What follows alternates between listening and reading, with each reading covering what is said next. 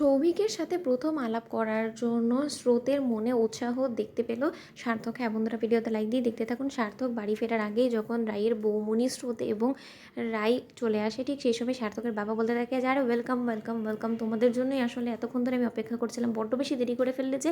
একথা বলা মাত্র রাই বলতে থাকে যে কেন আঙ্কেল, আপনার বন্ধুর ছেলে চলে এসেছে? আর দেখেছেন তো আমাদের একটু লেট হয়ে গিয়েছে, আসলে সন্ধ্যের টাইমটা তো আমরা কোনো মতে কোনো কিছু অ্যারেঞ্জ করতে পারিনি। আর তার থেকেও বড় কথা যে যাকে কিনা আমরা পাত্রী সাজিয়ে আনবো তারই তো রেডি হওয়া হচ্ছিল না, জানেন তো, তার যেন হাত পাই চলছিল না।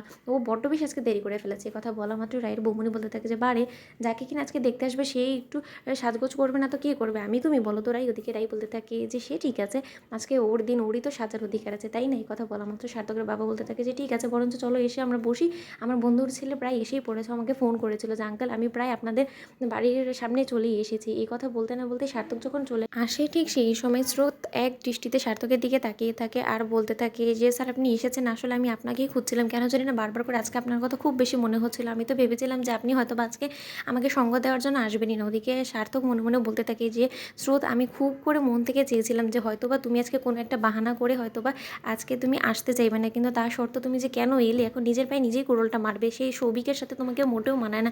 সেই কথাটা এতবার করে বোঝানোর চেষ্টা করলাম, তাও কি তুমি বুঝতে পারলে না আমার মনের কথাটা? কতবার করে সব কিছু আমি বলে বলে বোঝাবো তোমাকে, বলো তো?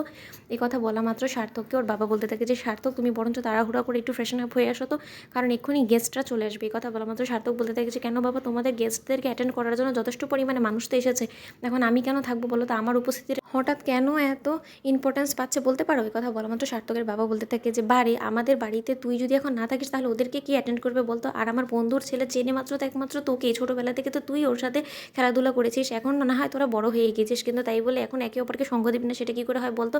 ও তো আমাদের সকলের মাঝে বোর হয়ে যাবে। এই কথা বলা মাত্র সার্থক বলতে থেকে কেন বোর হবে কেন, ওকে অ্যাটেন্ড করার জন্য তো স্রোতই আছে, তাই না? তুমি তো তোমার মেয়েকে অপেক্ষা করিয়েই রেখেছো ওর জন্য, এখন তোমার মেয়ে তো ওকে অ্যাটেন্ড করবে, আমি কেন অ্যাটেন্ড করতে যাবো? আরেকটা কথা বাবা, সৌভিক যাকে দেখার জন্য আসছে সে ওকে দেখেই তো এখান থেকে চলে যাবে, তাই না? তাহলে ওর জন্য এতটা এলাহি আয়োজন করার আমার মনে হয় না যে কোনো আদৌ মানে আছে।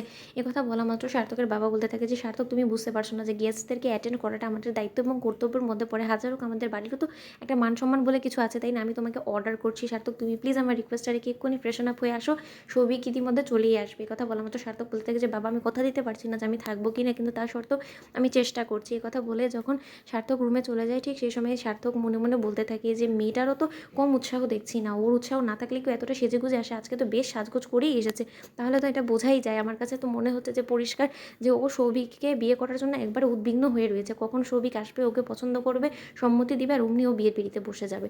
তো বন্ধুরা, ভিডিওটি ভালো লেগে থাকলে লাইক এবং শেয়ার করে সাবস্ক্রাইব করতে ভুলো না।